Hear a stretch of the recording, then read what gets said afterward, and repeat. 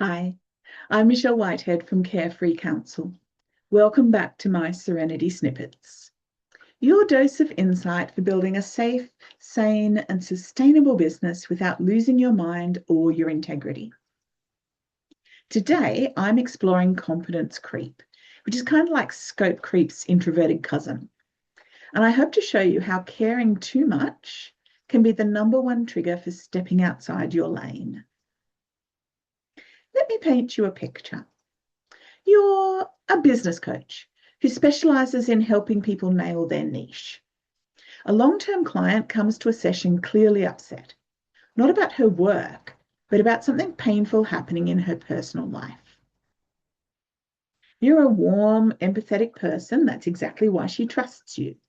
So you listen. You hold space. You respond with compassion. Before you know it, 40 minutes have gone by and you've moved well beyond business strategy. You're providing something that looks a lot like relationship or emotional counseling without the training, the framework, or the professional protection that goes with it. This is competence creep. And here's the most surprising thing. It happens most often to the most caring, most talented practitioners, coaches, consultants, and creatives. Not because they're careless, because caring is their superpower. And superpowers, when used without boundaries, can get you into trouble. It doesn't just show up as emotional support either. A graphic designer might find themselves offering legal advice because a client asked about trademarking their logo and they had opinions. A virtual assistant might start taking responsibility for someone's entire business operations when they were just hired to schedule social media content, even though they know nothing about bookkeeping or managing client relationships. Competence creep looks different in every industry, but the pattern is identical. Someone who cares, gradually, often invisibly, stepping outside the lane they were actually trained and insured for.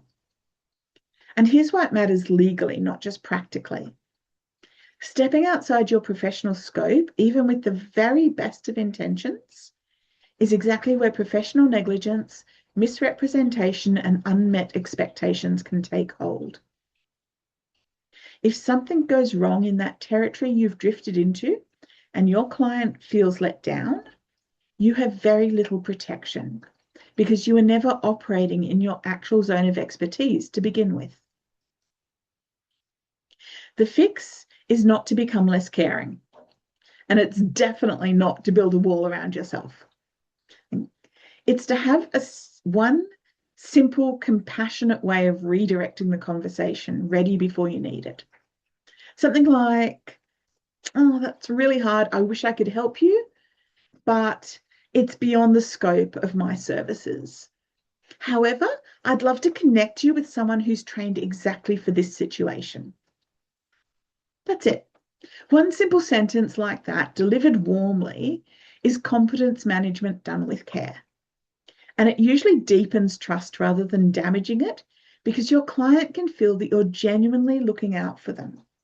And they respect you for knowing and admitting the limits of your competence. That is, the skills, training, qualifications, knowledge, and experience that make you confident about what you do offer and clear on what you don't.